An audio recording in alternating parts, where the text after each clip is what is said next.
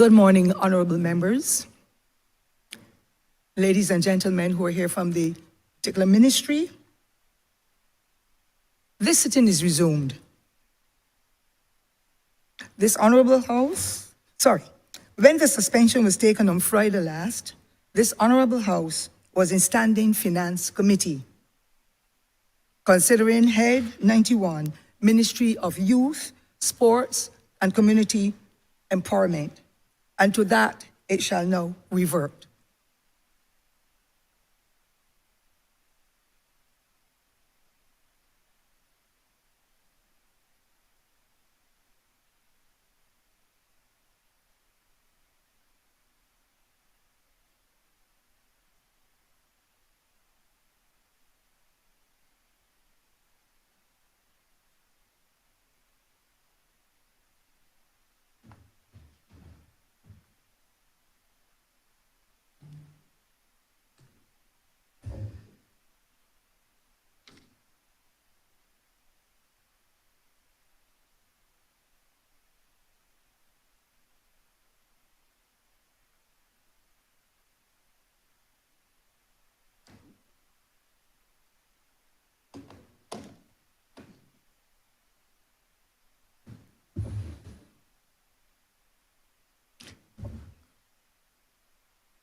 This House is now in standing finance committee.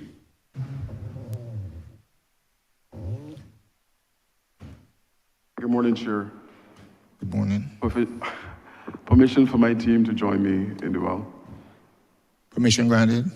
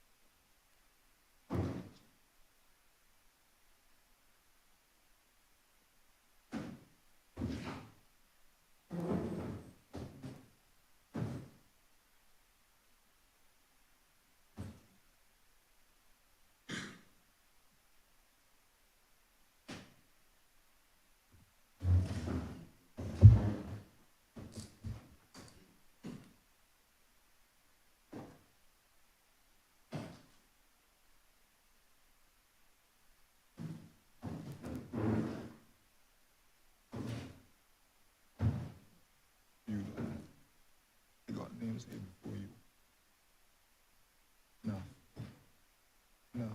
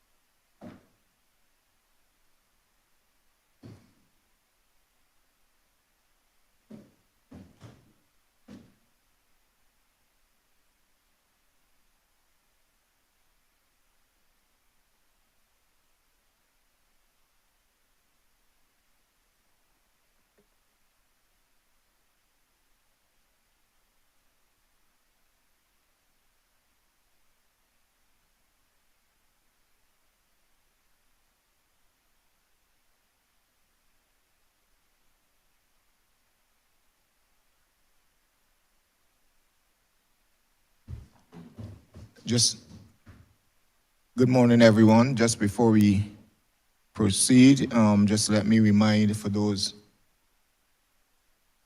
public officers in particular who are now in the well for the first time, once you begin to speak, you would indicate your name and the position you hold within the particular ministry or agency, and you have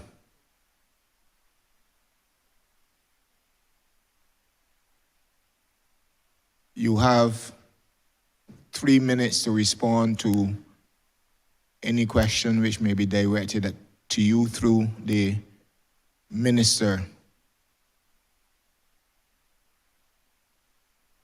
Thereafter, once you've given your name the first time, you don't need to do so again if you have to respond to a second question or query.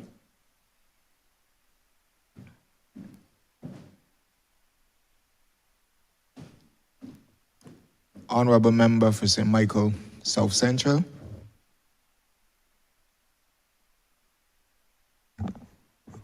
Thank you, Mr. Chairman. Good morning to the Minister and colleagues of the Ministry. Minister, I believe you know where I am going to begin this morning. I don't think it is any secret that I have particularly strong position on the role and function of the National Sports Council, to the extent that it is the institution that carries with it a very serious responsibility for the development of sport, for the engagement of young people, for the maintenance of infrastructure, and therefore the community cohesion and the social capital that comes with all of those responsibilities. It is similarly no secret, I believe by now, that in St. Michael South Central, my team and I have in the past 6 months undertaken our own refurbishment and reintroduction of programs to 2 pavilions. The pavilion at Gully Hill, Grosvenor Road, Carrington Village, and the pavilion at Valerie, which we are this weekend getting ready to complete. They have been undertaken with donated materials, 100%, and 100% of volunteer labor. And the reason we undertook that has to do with the challenges we had with the maintenance of those facilities by the National Sports Council. And I say that with full transparency because the officers sitting behind you, Minister, are well aware.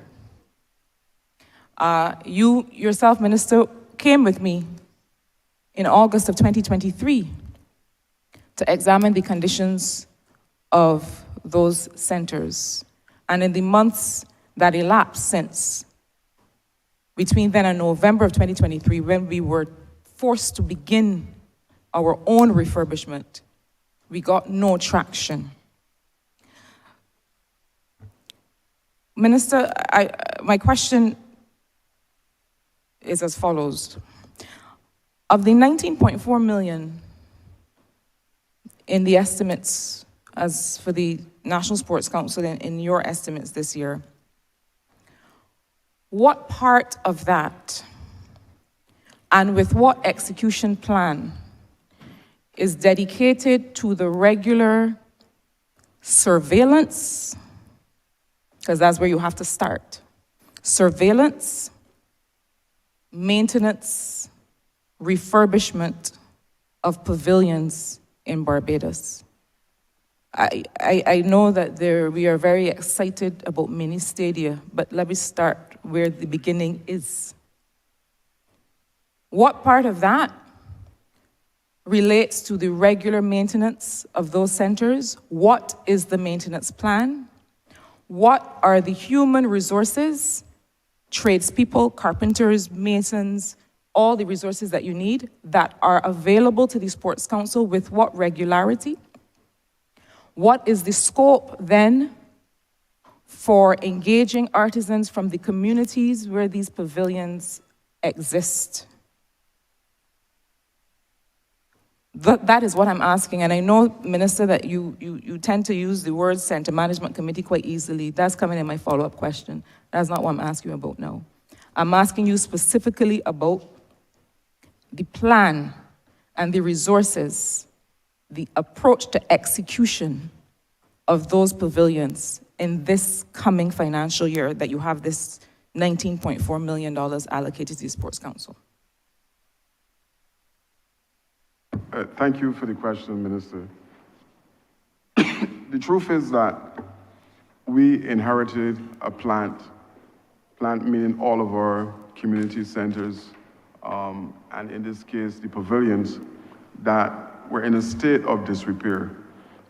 We have had to remove, for example, I'll come back to the communities, to the pavilions, we have had to remove several poles at our grounds because of the fact that they were rusted at the base and were proven to be problematic in terms of safety. So we have changed out as many as possible. We took down all of those ones that were rusted out. The pavilions is another situation, Minister, where, like I said, we have started the process. There's a dedicated now, we have a fixed maintenance schedule that we are going from pavilion to do repairs that were, I don't know, in a state of disrepair for more than 20 years. So the truth is, monies are allocated. I will have the director of the Sports Council and Mr. Matthias speak to you in terms of plans that we're rolling out to ensure that all of these pavilions are fixed. I must tell you, I'm the Minister of Sports, and Gore Hill, there's some work that needs to be done at Gore Hill as well. So it is not a case that we are oblivious to the issues that are happening at the pavilions. I want to thank you because I have been preaching, whenever I speak to clubs and groups, I've been preaching self-help, and you are able to mobilize at your level to have your two communities repaired. But we are doing what is necessary to ensure that we have those pavilions fit for purpose on island. So I will ask the director and Mr. Matthias to come in and speak to you about some of the work that we're doing. Thank you, Minister Neil Murrell, Director, National Sports Council. Thank you, Minister, Member, MP Cattle, St. Michael South Central, for your question. The question we have to start with some history. And of the $13 million that we were given last year, there was a serious cut from our requested budget. Of the cut, we had a significant cut in maintenance because of the cuts that we were given last year. However, the National Sports Council still worked with many of the pavilions in terms of trying its best to repair them.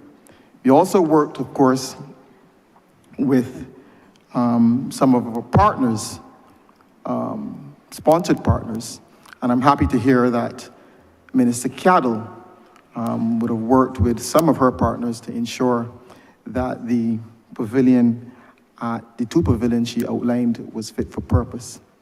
So we are challenged on one hand with a heavy cut in our maintenance budget, but at the same time, we still work assiduously to try to ensure that maintenance is still carried out on a fairly regular basis.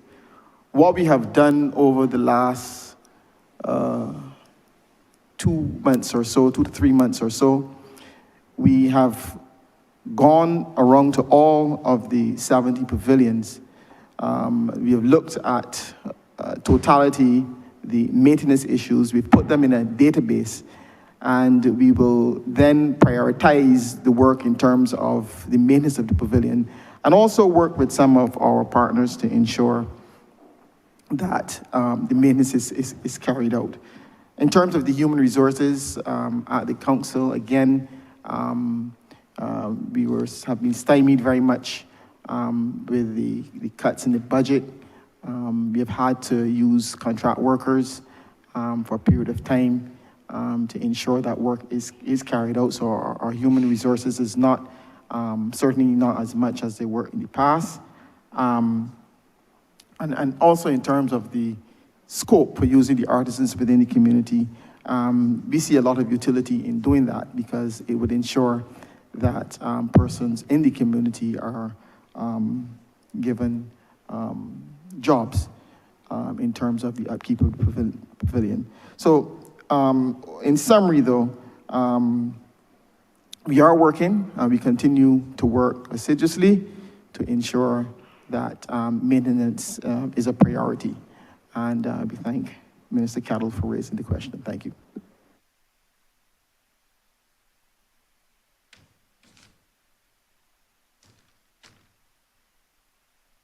Mr. Matthias, can you weigh in on this as well, please? Good morning, everyone. Nicholas Matthias, Senior Superintendent of Works at the National Sports Council. Endorsing what Director Morrow would have said about utilizing as many of the resources that we had available. Resources still pose a bit of an issue at the Sports Council when it comes to our budget being cut based on requests. So we took a holistic approach 2 months ago where we assigned a supervisor to go out and comprehensively research and investigate the issues at all 70 pavilions. And coming out of that, he has generated a report where we will prioritize certain pavilions as we go along. But I must stress, as the director has said, it can only be done based on the resources we have available. And without those resources, monetary, human, we still will have to prioritize what we can. And as time goes on and resources come in, we will continue to go and get our repairs and maintenance done at these facilities.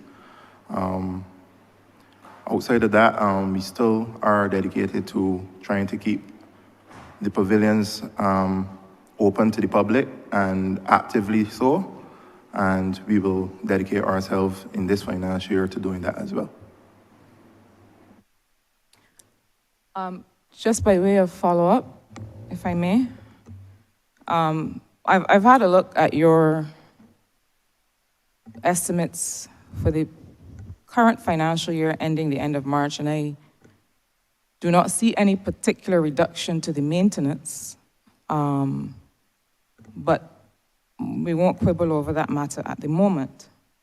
Where I do want to follow up is, I thank you for the reply, Minister and team, but I'm hearing a lot of adjectives. And it prevents me from having any clarity or specificity with respect to my question regarding a fixed maintenance schedule and fixed surveillance. Minister, you said in your reply that you've been preaching self-help, and I got a lot of congratulations from your staff in their reply about the extent to which, as the Member of Parliament, I had to hit the road to find resources to address issues that must be a matter of state. So I, with all due respect, don't revel in those congratulations. I thank the private sector entities and the tremendous input of the volunteer artisans. But they came in a situation where children in communities who wish to play sport and who wish to access their centers could not do so safely. In a situation where at the Valerie Pavilion, the repairs remain outstanding, notwithstanding having been submitted repeatedly. But beyond that, the question of the opening hours of the pavilions and indeed the working hours of the staff who are paid to keep them open must also attract the attention of the supervisory staff and the management of the Sports Council. I would like to hear from you. I mean, I don't know if you're minded to give some more specificity to a maintenance plan, because what I heard in the answer just now had none.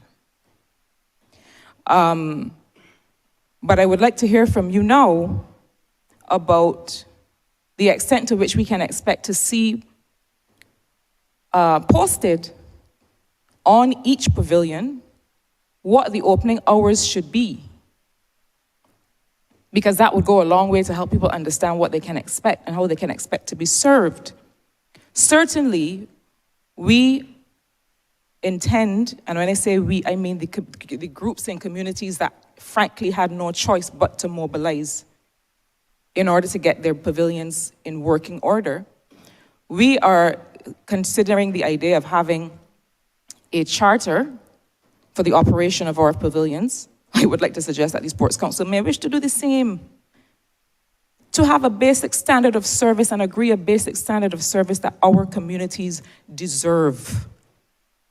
So I'd like to hear from you, Minister, the extent to which we can expect to see posted on each pavilion the opening hours, the extent to which we can expect to have, again, a plan that will be shared with the public on how opening will be managed. You have spoken in the past at length about center management committees, but having gone through the work of working with my communities to help them jointly identify people to sit on these center management committees, we are none the wiser as to how they will function and to what extent they will have resources and how they will go through their decision making. As I close the question, I will tell you this. It is not just a question of having those committees in place, but it is also a question of having some agreement to the mission within the Sports Council. We have seen scenarios where, while we were doing the work ourselves to refurbish the pavilion, there were staff of the Sports Council that were coming there and dragging a hose through the pavilion and washing the van on the hard court. Staff who came and threw grease from rolling the lines on the pasta up against the wall that we had just painted. What is the charter that exists in the Sports Council then? What is the commitment to service that exists in the Sports Council then? And when can we expect to see that improved and renewed? Please. Thank you for your questions, Minister. The reality is that staff is paid to be at those community centers for the regular working hours as most civil servants. I would now have to investigate to see what is possible in terms of staggering hours to have persons at the locations after 4:30. You mentioned the Center Management Committee, and I will go back there because that is one of the solutions to rectify the problem that you have mentioned. After 4:30, the Center Management Committees that will be put in place, drawn from members from within the locale of the particular pavilion, would be functioning in a way to provide training for those persons who wish to utilize the facilities. We fully understand that there will be a need for like bathroom facilities for changing and those type of activities. The ministry is undertaken we have started the Community Coaches Program, and the Community Coaches Program is to be rolled out at some of our same or all of our pavilions. The only way that we're going to make that possible or make that happen in the way that we expect it to is if those community centers that you have mentioned are problematic, have these center management committees in place. Now, I don't think that management of Sports Council can really be held responsible for a staff member who's at a location using the holes and all of that to wash down vehicles. Unless that information is fed to management, we would not be aware of that on a day-to-day basis. So I thank you for raising it. Obviously, we will shed some light in terms of how we treat now to managing the locations. But to answer your question, right now, it is a case where our staff work until 4:30. Unless those center management committees are put in place to come and function in a similar way to what we're doing with the community centers, then I really am not sure how I can answer your question in terms of facilitating the needs of those persons who would want to use the facilities after hours. It is the only solution unless, like I said, that we can find a way to stagger the working hours of the caretaker or the person who is responsible for the said location. Thanks, Minister. Forgive me if, in my very deep feelings and concerns about this matter, I did not make my question clear. What I was trying to get clarity on was the mode of functioning of the center management committees at the Pavilion. And I won't ask you to revisit it, but I'll tell you why I asked it before I move on to my second question. I asked it because the way that human beings feel and react is that we are asking people to volunteer their time and their commitment in circumstances where they may have cause to question the time and commitment of those who are paid to make efforts in this regard. So I will leave that with you to reflect on. But I will also say that the committees need very clear guidance on how they are to function, because here you have a volunteer group of people, committed though they may be, they are people from a community who just want to help. And so they can't tell you, they can't give you unless you give them very clear guidance and instructions. And to be quite frank, not necessarily financial resources, but some resources, at the very least, to know that when they call the Sports Council, somebody's gonna come and help them. But I move on to my second question that now has to do with the Community Development Department. Perhaps this question might be a bit pedestrian, but I ask you, Minister, to humor me. We have pavilions in my constituency. We do not have community centers. And so the pavilions are meant to be managed by the National Sports Council. I understand that you have a kind of a division of labor where you have community centers, those are managed by the Community Development Department. But it seems to me that community development still needs to happen in communities that don't have community centers. And so there was a time, 2018, 2019, when I had a clear sense of who the community development officers were that worked in a particular area. I am not sure if that has changed.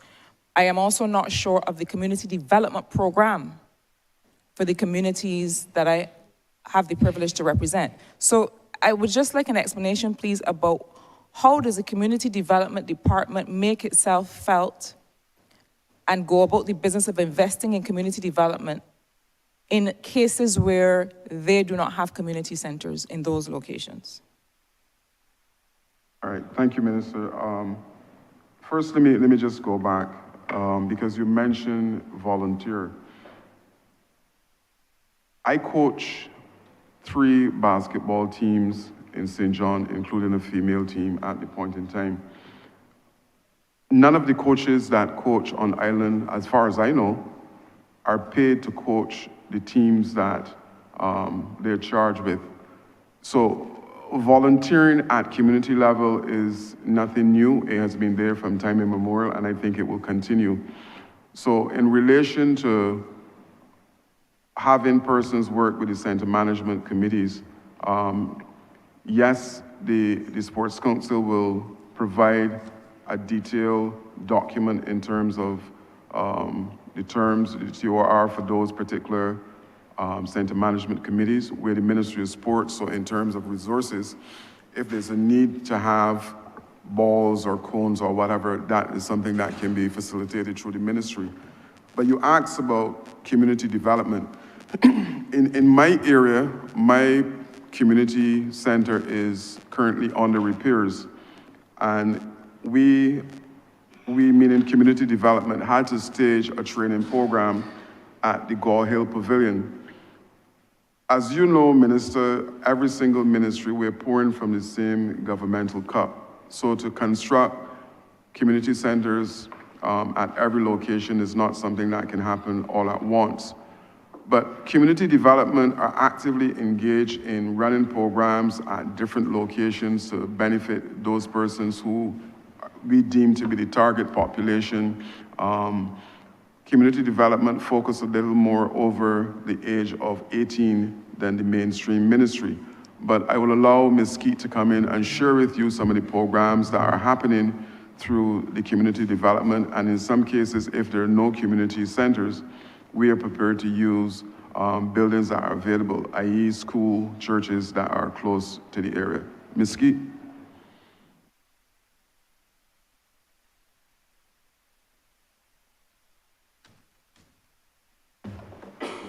A very pleasant good morning to everyone. Well, in response to Minister Cattle's query in relation to the practice of community development, well, I would have to start first by, just emphasizing that we had a number of centers which were scheduled for repairs, or which are still scheduled for repairs. Indeed, the practice of community development is that we go into the communities, we identify the needs of those communities, and then we treat or we have that particular intervention. What I have instructed the staff, we had a staff meeting, this would have been last week, and this is really the emphasis now, because we have quite a number of the centers which we fixed, and therefore the focus now at this point in time is to ensure that the officers, they are going into the communities, and we are going to provide those needs assessments, and based on the needs assessments, then we would plan the particular intervention. And in the past, when I was a community development officer, and I know the practice of seeking facilities other than community centers. Like for instance, we had a program in St. Thomas, and we are well aware that we don't have a facility there in St. Thomas, but we have a pavilion, and limited as the space was, we carried out community interventions in that particular location. So what I have tasked the staff with now is that we need to get back to the practice of community development as we knew it in the past. And certainly, when I started acting as Chief Community Development Officer, and forgive me, Chair, if I did not introduce myself at the beginning of my discourse, my name is Yolande Skeet. I am the Acting Chief Community Development Officer. And I commenced acting in 2022. And certainly what I would have found, as I started by saying, it was a dearth of community interventions. And the first task was really to fix those community centers which were out of operations, and to ensure then we have space rather than seeking then to either have to go into a location where we sometimes have to go into a school. It means then seeking permission. The ideal situation for us would be to have a community center where we can carry out our community interventions. But certainly, Minister Cattle, as I started in the beginning of my discourse by emphasizing, the community development officers, they are tasked with going back into the communities and mobilizing those communities. When in 2022, some of the officers were engaged in non-social work activities. So therefore, it meant then a matter of, having a look at the human resources we have in the department and ensuring that those were deployed as was necessary.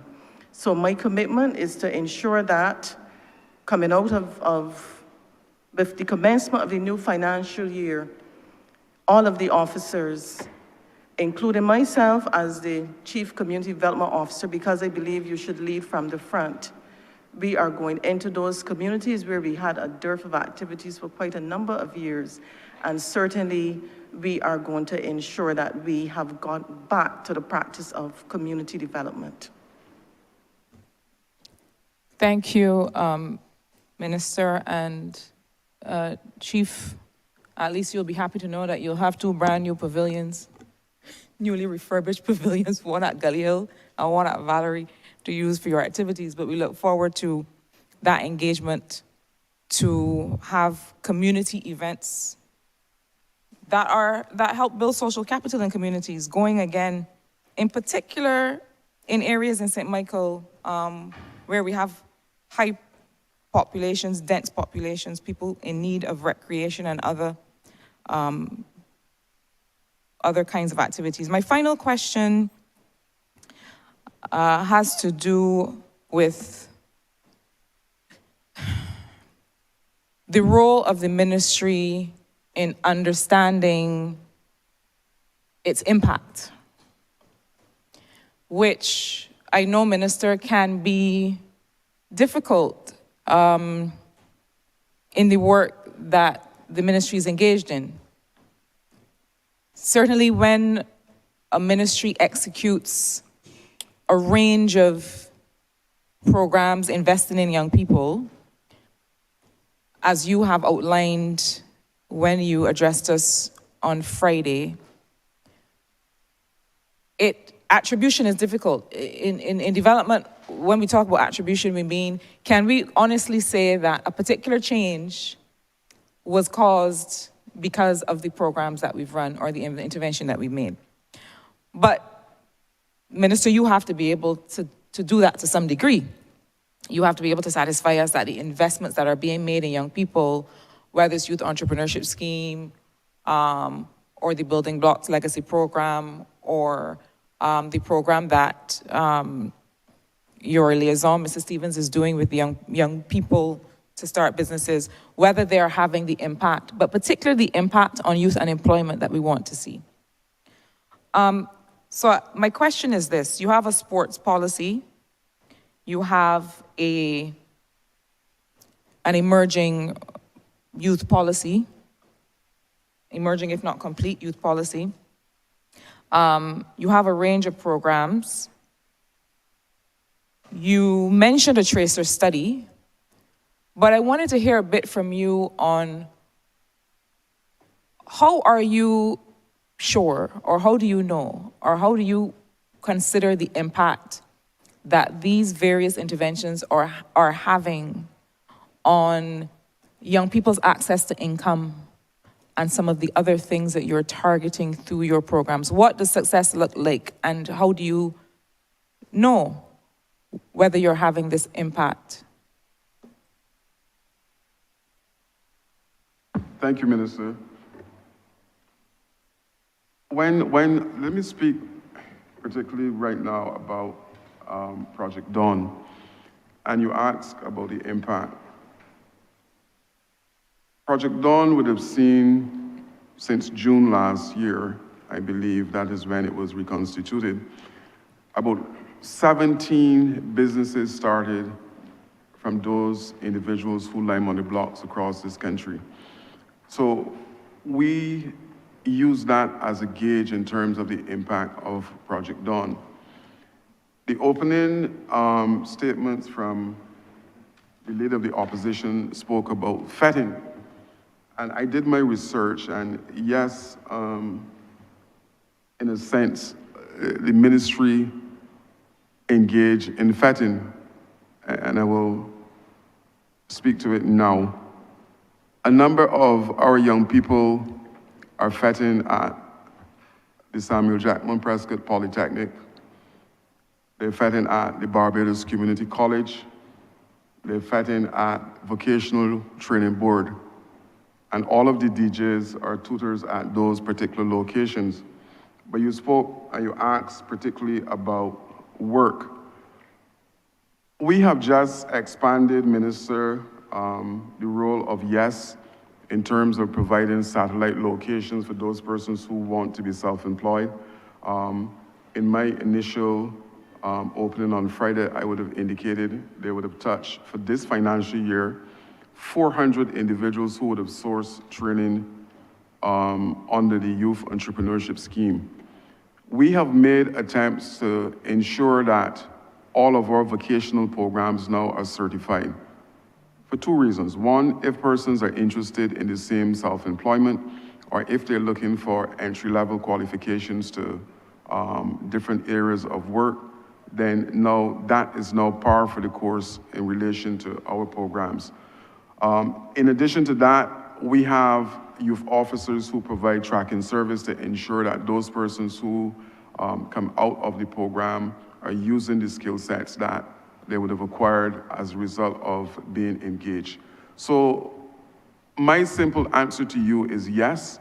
We have evidence to suggest that persons who source training from the ministry are looking to get gainfully employed, or they're starting their own businesses. So yes, that is the short answer, that we are seeing the results as a result of our training programs. Thank you, Minister. Chair, that brings me to the end of my questions. I just want to close by saying, Minister, and to the departments that make up this ministry, that you may not have the largest budget in these estimates, but these interventions and the responsibility of this ministry is tremendous. And you know, we always say not everything is tax and spend. A lot of this work is moral and strategic leadership that this ministry has to engage in, to be able to demonstrate to young people and communities that we care about them, that we see them, that we feel them, that we hear them, that we are listening. And I just encourage this ministry to continue to do that, and where you feel, Minister, honestly, that you are not getting it right, because we don't always get it right, to commit to improving, because the price of not doing so is too great. Minister, Chair, I thank you.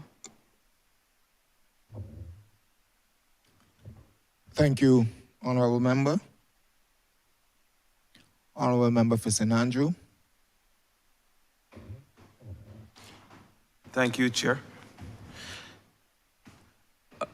My first question, Minister, you would have spoken last week about the efforts that your ministry put in place in terms of reaching persons at the grassroots level, persons on the block, young people in the community. Now, I want you to speak about some of these programs that you have put in place.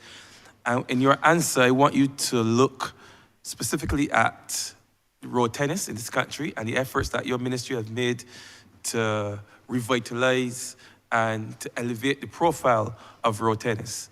We have seen some evidence that certainly Barbadians and certainly this ministry has taken road tennis far more seriously than certainly other governments in the past have done.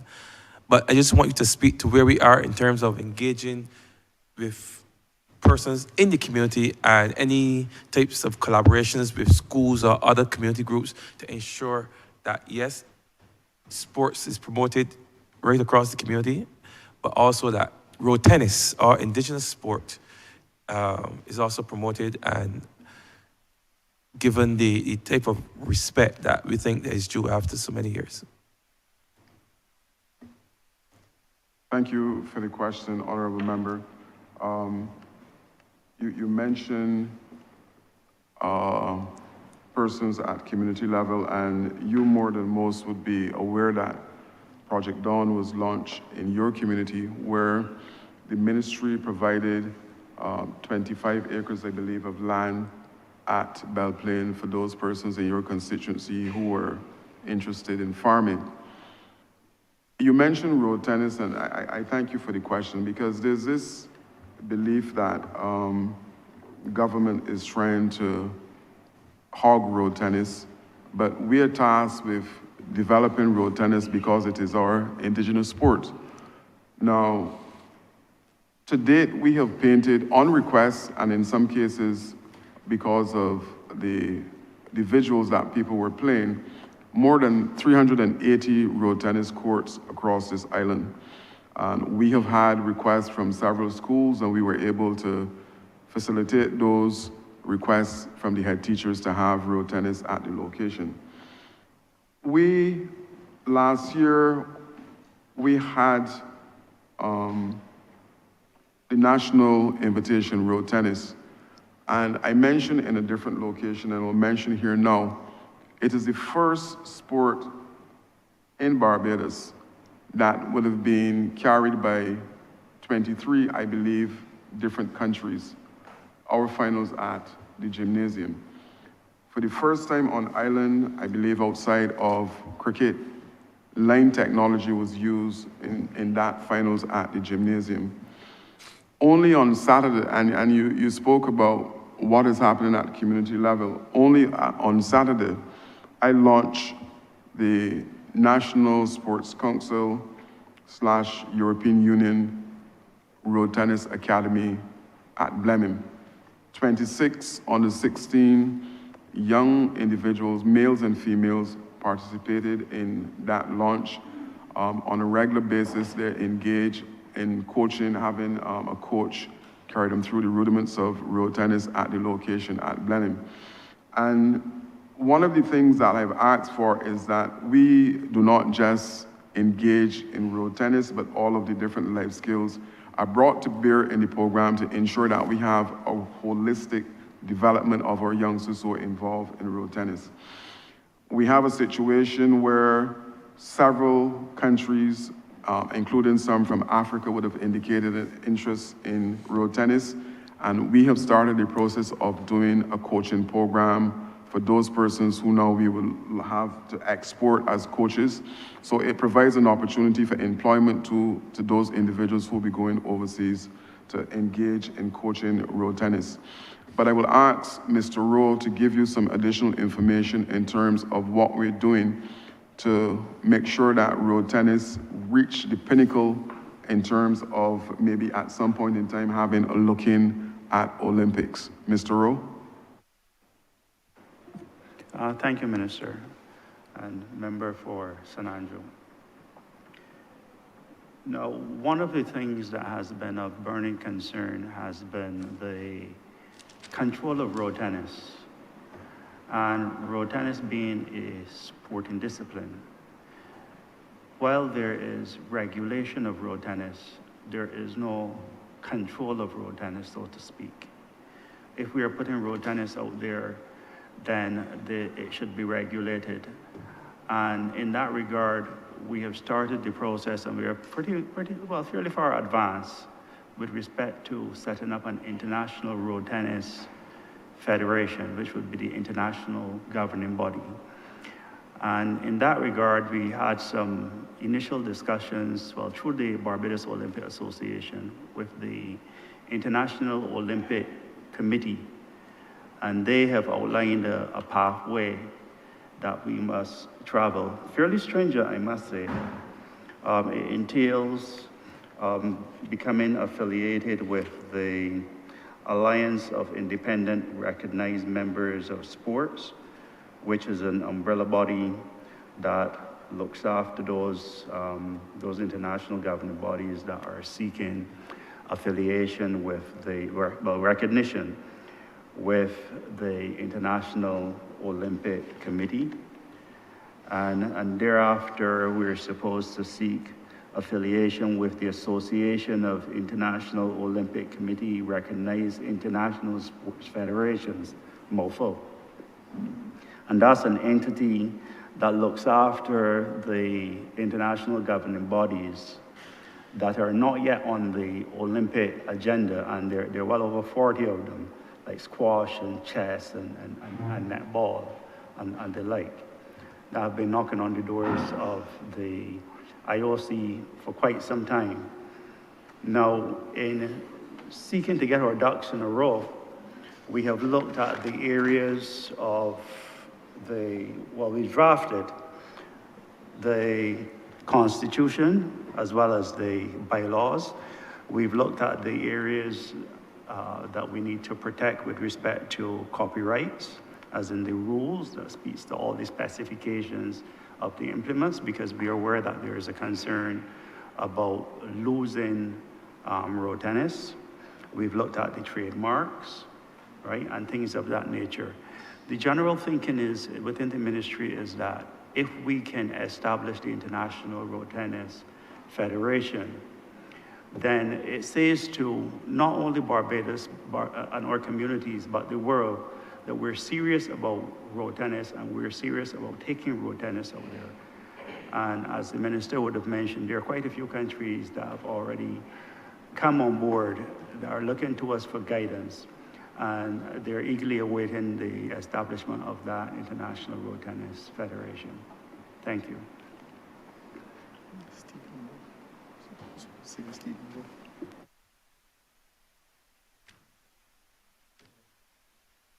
Engagement with communities and with schools. Well, as you all here are well aware, we in the Ministry of Transport and Works, we are paving a lot of roads. And one of the things that you will notice when you have a nice newly paved roads, one of the things that are requested, that is requested almost immediately after you get a new road is a tennis court. Almost every community is asking for a tennis court as soon as they get a nice smooth road on which to play. So in terms of the engagement with the communities, are there any efforts to engage communities? Because what I've found is that unless there's someone, existing road tennis culture within a community, then there's nowhere, I don't see persons coming in to communities to encourage persons to play road tennis. All right, so that's something that perhaps we can look at now that people actually have the first step, which is the good surface, which would follow by, I know that the council goes around and they paint courts for persons in communities. So that is established. But also in schools, I think, and I said it about 2 years ago, that I believe if we don't get road tennis in schools, if we don't root it in schools and in primary schools, then the possibility that we may lose it is still there. So can you please tell me about the efforts to engage more schools and certainly engage primary schools?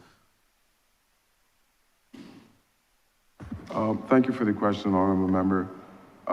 Yes, you're correct. We have started the process of going into the schools. The academy that I mentioned was drawn from predominantly primary schools, and these individuals were selected by our coaches who are involved in the primary school setting. So we have started the process of engaging the primary schools, hence the academy that was launched on Saturday. And as more schools come on board, then we will expand the program. I would have mentioned earlier, I believe, about our community coaches program that is geared towards doing exactly what you're speaking of, Honorable Member.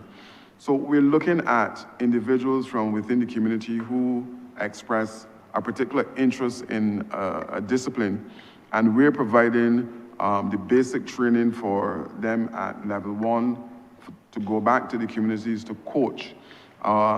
Married to that program, we have now added safeguarding because we know it is absolutely critical to ensure that persons who are tasked with being responsible for our young people need to be functioning at a professional level or to ensure that we have best practices all the time in our program. So the short answer is yes, we are in the primary schools and we're looking to expand the program wherever possible because this is our indigenous sport and we must ensure as a government that the sport thrive.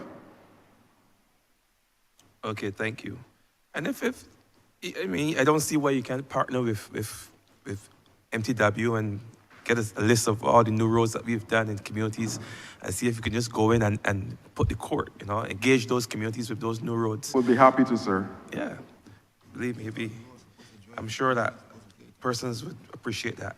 My next question has to do with the playing fields. I note that you mentioned when you first spoke last week that you have taken on a number of schools in terms of cutting the grass for the schools. But what I've found has happened is that because I guess of the increased workload of your ministry, a number of playing fields have suffered. And I've seen playing fields with grass growing maybe as high as 2 feet tall.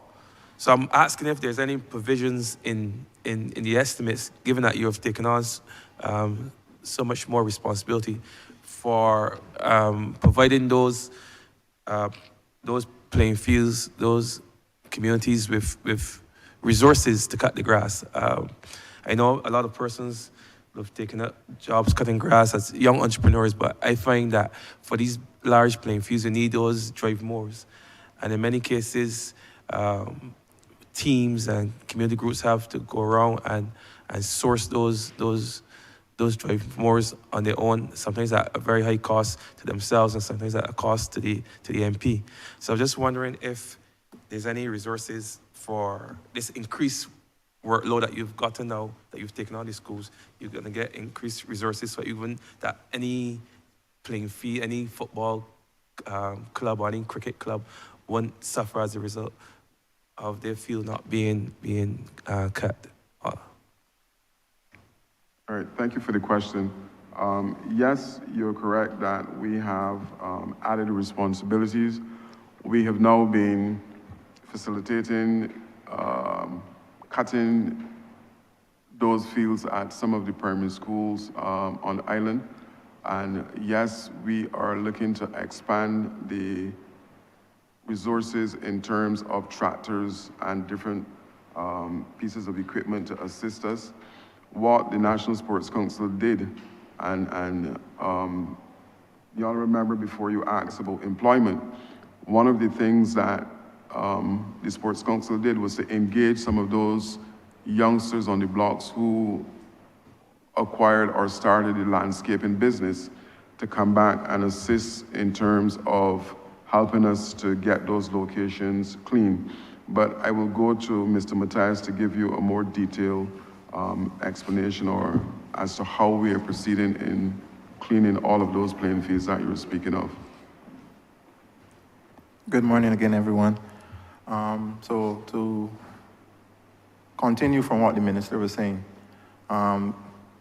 we have indeed are still in the process of acquiring more drive mowers, as you called it, and tractors with their swipes, and equipment such as lawnmowers, edge trimmers, what's not, to more or less help us to get those fields that would have, as you put it, we would have lost track of.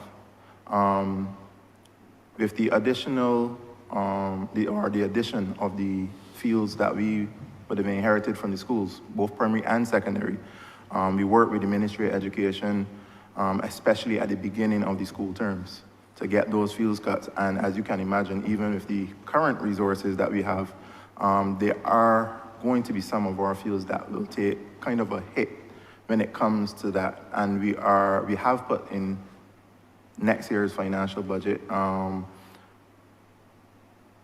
for resources, essentially, to continue with the mandate that we've been given.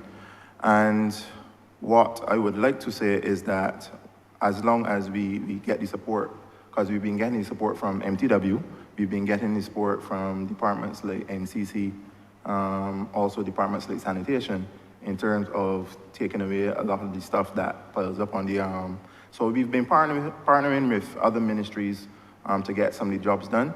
The minister would have mentioned Project Dawn. We have also engaged some of those youngsters on the block to come in and help cut some of our fields.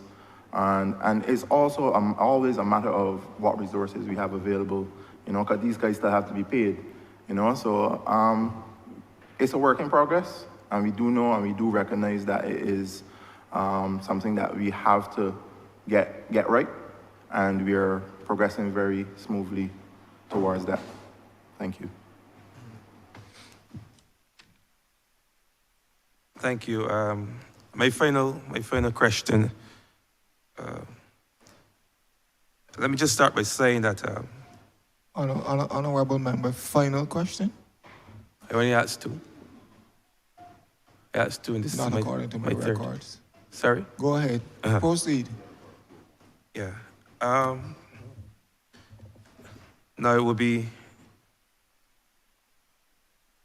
I was making the point that I'm thankful to see for programs like Project Dawn, which was launched by constituency last year, which was really a collaboration between the Ministry of Youth, the Ministry of Agriculture, and the Anglican Church, where the Anglican Church leased land to the Ministry of Agriculture for the purpose of engaging in such activities as planting food security, so on and so forth. So they felt it important that they would use a lot of the land. They have a lot of land right across Barbados, and they felt that in the effort to give back to Barbados, that they would make that land available for persons, young persons, to use for the purpose of agriculture. So I just want to make that point that the Anglican Church was also involved certainly in the land that was leased to the Ministry of Agriculture in St. Andrew, that the Anglican Church came on board and assisted us in that regard. And I've seen a lot of good, but I still see some areas, and certainly in my constituency where, and just like any other constituency, where there's still some needs for improvement. For example, we are still asking for a community center in St. Andrew, perhaps to improve the facilities in St. Andrew. St. Andrew, and I said it before, is a constituency that has produced so many outstanding Barbadian athletes. Dave Richards, DeAndre Doughton, Jonathan Carter, all these persons would have gone on, and there are more that played for West Indies. I've even gone back as far as Conrad Hunt. These persons would have played for West Indies, and I believe that a bit more effort should be placed into the building out and the development of sport in St. Andrew and the facilities in St. Andrew. We have an outstanding grounds, perhaps one of the most outstanding grounds, cricket grounds in Barbados, but that is a private ground. But whereas the ones owned by government could do with some assistance. In terms of community centers, there's no community center as such in the parish of St. Andrew. We have a facility down there that replaced the old community center. I don't know if people, the residents in St. Andrew would even refer to it as a community center, but it is basically what we have, and we were asking for the center that we had, that was promised to us many years ago, as far back as the 90s, that would more suit the development and the needs of the people of Belle Plaine. Certainly people in Rock Hall, they would have had a community center that was allowed to fall to ruin under the previous administration. In fact, both community centers in St. Andrew were closed under the previous administration. And I need to know if there are any plans at all to provide people of Rock Hall and St. Andrew with a community center, B, improve the facilities at Belle Plaine. Also, in Orange Hill, which is also a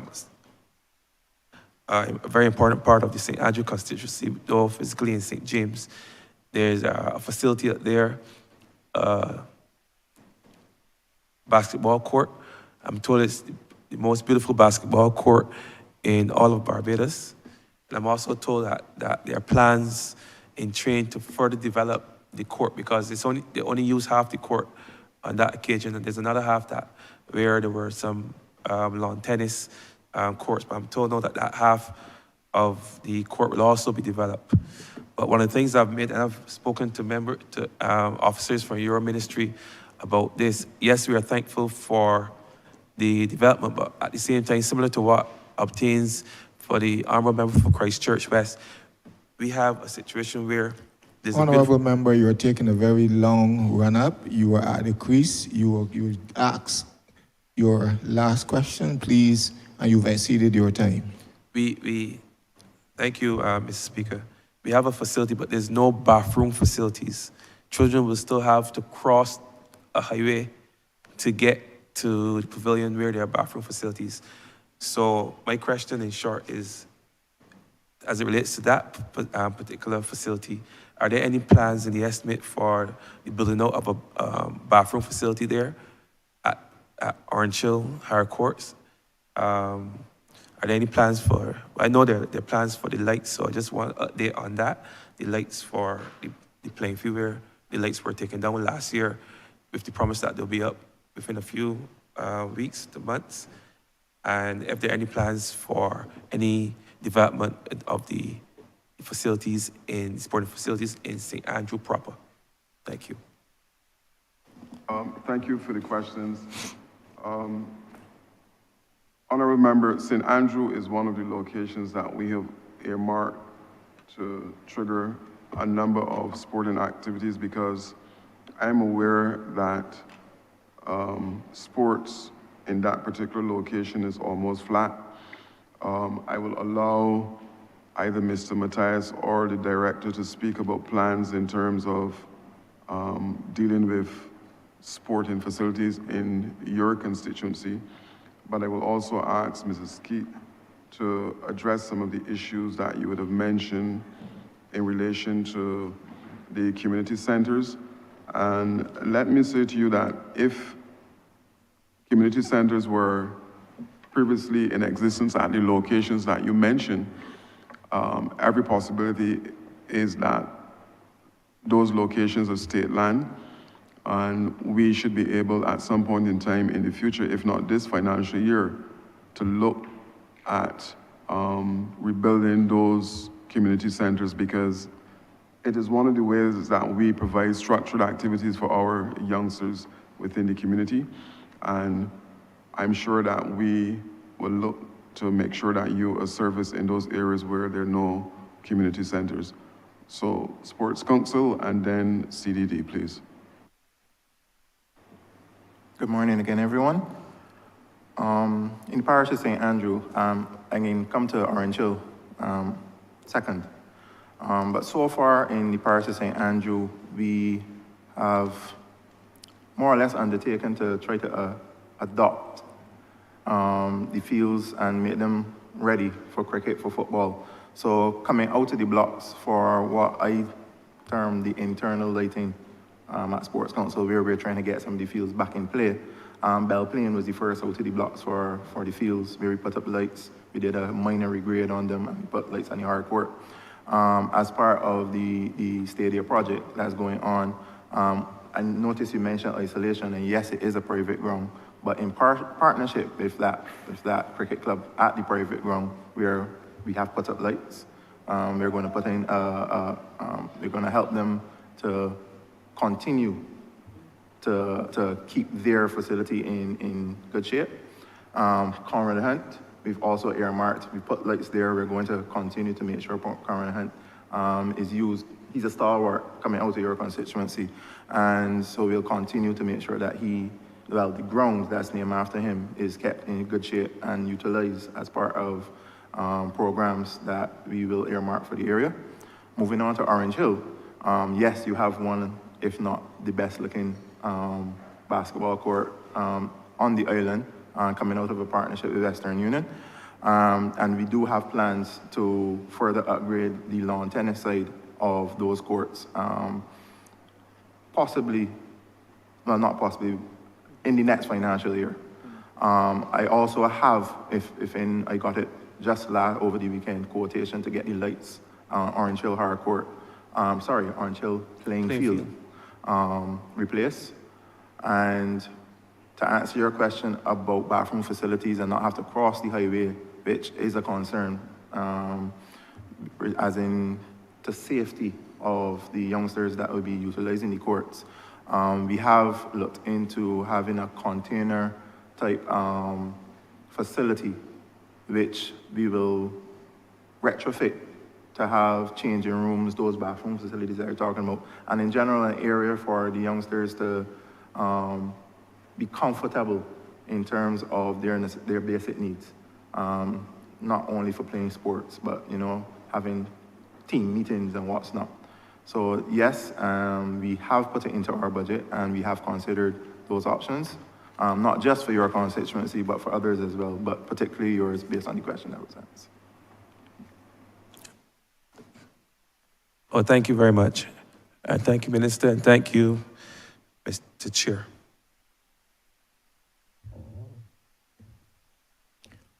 Honorable Member for St. James North. Thank you, Honorable Chairman. I first beg your indulgence to speak to an issue which was on the news yesterday, and of which I spoke to the Honorable Minister on yesterday when I heard the news report. And I'm taking it on myself, sir, as a member of this honorable chamber, to speak on what is the law and to warn employers who dismiss employees who are selected and who go and represent Barbados in sports that they are in breach of the law. Section 31C, Roman numeral 8, is very clear on this, sir. And I really don't understand why this should still be an issue in this Barbados, such that it was raised at international level, provided the employees so participated. So if an individual, an employee, is selected by a national sporting organization to represent Barbados internationally or regionally, and is subsequently dismissed for that reason, or for that reason being the primary reason, the employer is in breach of the law and is in breach of the Employment Rights Act and is subject to a penalty, paying the compensation for the dismissal, or in my submission, sir, quite honestly, reinstatement ought to be the only real choice of the Employment Rights Tribunal in such a case, unless the employee opts not to be reinstated. And it's appalling that after 12 years of this statute being enforced, sir, that this should still be an issue. I believe this issue was raised in this Parliament already. Whiteside was a member of it. And I don't see why this should still be an issue, because these are the same employees who, when November comes around, are pomposetting that they are so nationalistic, they are so patriotic, they are so patriotic, and in some cases, I'm sure, they are making money out of our independence celebrations or Republic celebrations. And this law makes proper sense, sir, because you want well-rounded individuals. In fact, national duty is also defined to include organizations, members of organizations representing the Boy Scouts and Girl Guides and St. John Ambulance, of which I was once legal advisor, and I believe the honorable member for Christchurch, he succeeded me as legal advisor. It also includes jury duty, sir. And I recognize that at least 2 criminal court judges recently had to again reiterate to employers in this country that they can't penalize. Honorable member, I also have to reiterate that Yes, you should sir. ask the question. You have your 3 minutes. Appreciate that, sir. But I just want to make this plain, sir, and warn employers that they ought not to be penalizing and dismissing their employees under these circumstances. In terms of the question, sir, Honorable Minister, parenting is a major challenge. Issues of parenting or perhaps lack of proper parenting in Barbados. And you're fully aware that I am conducting such a program every Saturday morning now, parent education. And I am just wondering, Honorable Minister, where in your budget is provision found for advancement of such programs. I know that the Ministry of Crime Prevention has taken the lead on that, but I know funds have been spread across different ministries, at least during this financial year on that. And where is your ministry's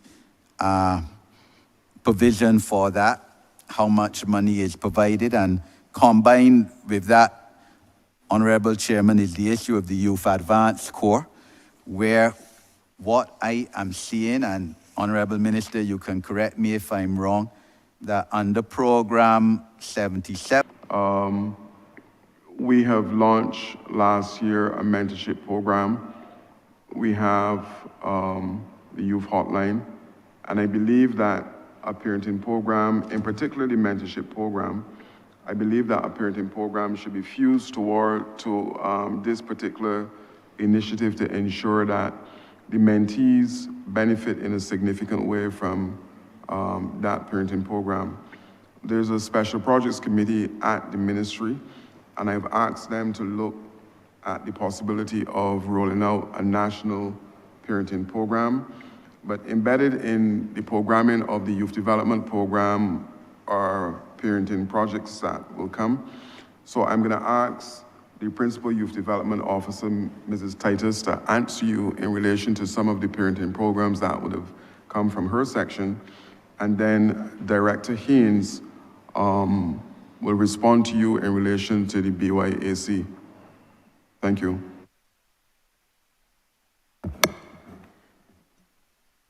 Good morning, honorable members. Andrea Titus, Principal Youth Development Officer. As the Minister of Youth indicated earlier, we are about to launch a parenting program. Officer, I didn't get the first name. Andrea. It's the chair speaking. Andrea. Thank you. Andrea Titus. As the Minister indicated earlier, we are about to launch a parenting program. This is a national program, and this is basically being,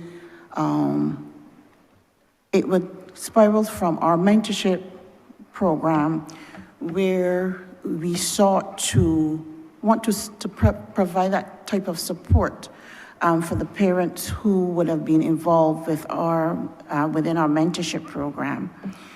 And this is something that we are looking at launching actually this month, coming on to the end of March. In addition to that, we would have had one of the officers also launching a parenting program sometime during the month of February as well. But this program that we will be launching in March will what we consider a national program where parents from all across Barbados would definitely be benefiting. Thank you. Chair, before the director, and I ask forgiveness, before the director speak, let me say to this honorable chamber that the ministry is in mourning because one of our senior officers, Mr. Victor Baval, passed over the weekend, and I want to take this opportunity on behalf of myself and government to extend sincere condolences to his family, and may his soul rest in eternal peace. Director. Good morning, all. Holly Haynes, Director of the Barbados Youth Advance Corps. In relation to the question raised by the honorable member, the provision, we were $8 million short in the provision in relation to the Barbados Youth Advance Corps. We have subsequently requested a move-in the estimates through the Ministry of Finance. And once that is approved, we will see the construction of the classroom block. The chairman relates to a constituency issues and Western. There's a community center at Western, of course, and Honorable Minister, I know that 3 years ago, I think, as COVID then came upon us, monies had been allocated in the estimates for pursuit of robotics at that center. I see under your sub-program 437 Community Technological program. There's $2.6 million allocated for information technology provision to the masses, and I'm wondering if provision is in there for the advancement of information technology at Western, which had been the intention, as I said, about 3 years ago, but then had to be curtailed, but also at the community center at Sion Hill. And also, Honorable Minister, if there is still an intention to put a mini sporting facility at Western behind the community center, which could accommodate netball and basketball. There's not enough space for wider sports there. And finally, on Western, Honorable Chairman, the issue I got up to today calls from constituents that there are issues with the use of the community center and the community development department curtailing or hindering that use for a reason that has not been made known to, for example, the Western Fisherfolk Association, who used to have use of that center on Tuesdays and Thursdays, and then was suddenly told that for some reason, because of some issue, they couldn't be used. And I really think that in the interest of accountability, if there are challenges, it should be known to my constituents, especially those in the Western area. Thank you, Honorable Member. I remember doing a site visit with you at the location in relation to the addition of sports, and I will ask Mr. Matthias to address you on where we're at as it relates to the small area adjacent to the community center.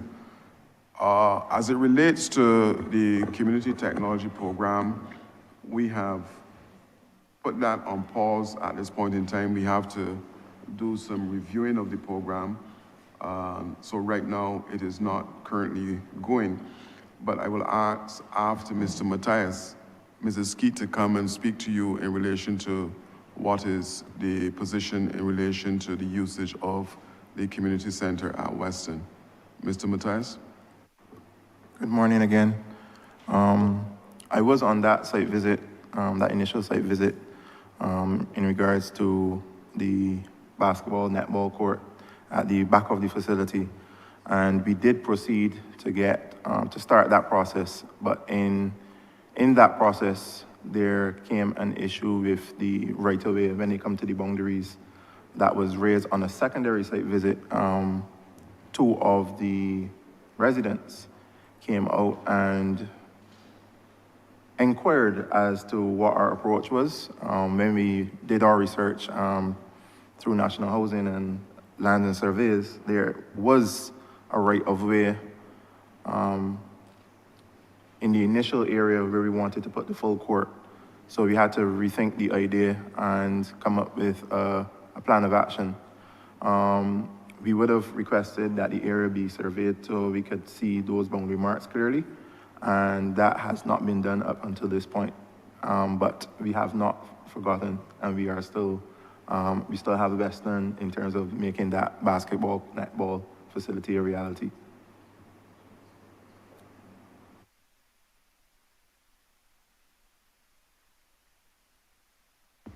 Good morning again, everyone. In relation to the question of the use of the Western Resource Center, last year, there was the construction of a fish market, temporary facility, in the car park of the Western Resource Center. And since then, we've had a water bill of in excess of $800. I've asked the officers who are assigned to that area to conduct a site visit. That site visit is due to be undertaken sometime. Engineer's report, which is on file, it did indicate that it is going to take a substantial amount of money to ensure that the Western Resource Center is pressed back into, an acceptable state of use. But what I can assure is that we have allocated $300,000 in this financial year to commence those repairs. But the challenge now is because there is the temporary fish market in that particular area, that is going to be the challenge. So we have to ensure that facility, which is over to the seaside of the road there in Weston, that facility is completed. Then the persons who are actually taking residents now in that car park, that is moved before we can undertake the refurbishment of that facility. But certainly, we have allocated in this financial year $300,000 to commence the repairs. And what I can say here is that the Western Resource Center might be similar to some of the other resource centers we were challenged with repairing for the last 2 or 3 financial years. They had to be undertaken in phases. For instance, those persons who are familiar with Grisette's was also in an awful state of disrepair, and we had to undertake that refurbishment there in 3 phases. Similarly, Gall Hill. And as we go on, we are going to treat to those areas, but certainly you have to bear with us because we have seen an aggressive maintenance program which commenced from 2020 and is still currently ongoing. But I would have to caution, in this particular maintenance unit, there's only 2 persons who are actually responsible for maintenance at this point in time. I was tasked with the responsibility as Deputy Chief Community Development Officer acting, and now I am still tasked with that responsibility as Chief Community Development Officer acting. And then there is a maintenance supervisor in the ministry. So it's just the 2 of us, a 2-man army, ensuring that we have carried out an aggressive maintenance program within the last 2 financial years. So certainly we are going to treat to those areas, but it is going to take some work because of the extensive repairs which are required.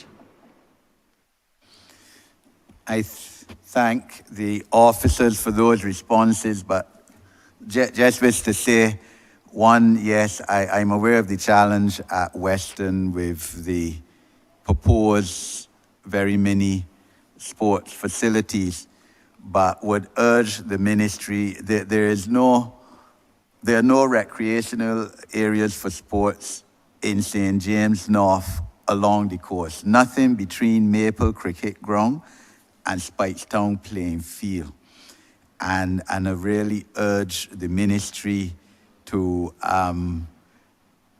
resolve this issue of lack of sporting facilities along the coast for a quite large percentage of people residing in St. James North. And in terms of the use of the community center, the response of the acting chief is reasonable. I could only urge, and this in my submission is a failure in terms of a lot of government departments, inform the people. Don't just say that, you can't use it. Let them know the reason why. We even have an administrative justice act in terms of these purposes for other issues, for government to inform the citizens who have a right to know when these decisions are taken.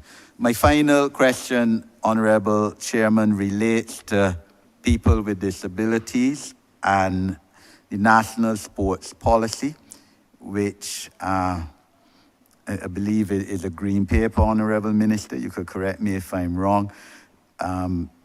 You would recall that when the National Advisory Committee, when it was established, met with your ministry, I think it might have been around August 2022, and the issue of more involvement for persons with disabilities in sports in Barbados was vouched, and I believe you subsequently would have set up a committee on it.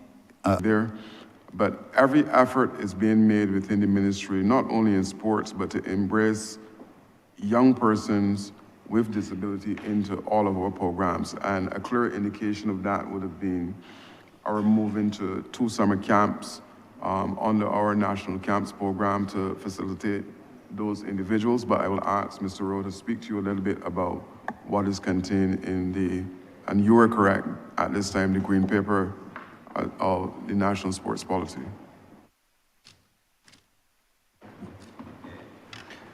Thank you, Minister. Well, with respect to the green paper on the national sports policy, if you can just bear with me momentarily so that I can give you the specifics.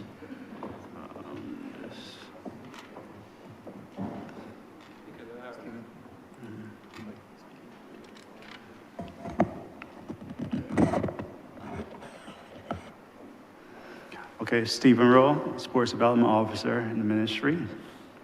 All right, thank you for the question, Minister.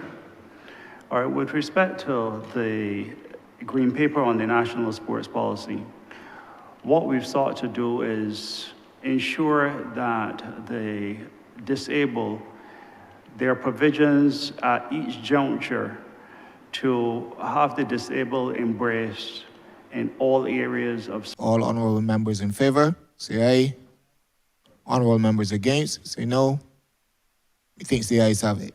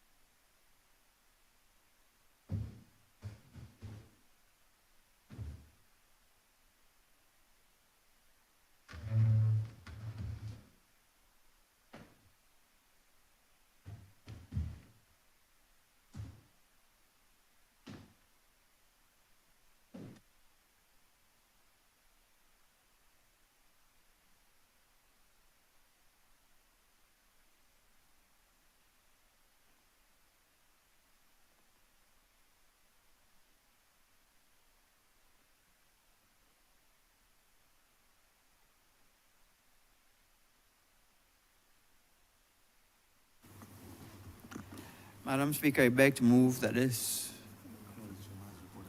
Go ahead. Honorable members, the chairman has reported to me progress and has asked to leave and to sit again. Madam Speaker, I beg to move that this honorable chamber be now suspended till 12 noon. The question is, this House now stands suspended. Honorable members in favor, please say aye. Those against, please say no. We think the ayes have it. Members, this House is now suspended until 12 noon.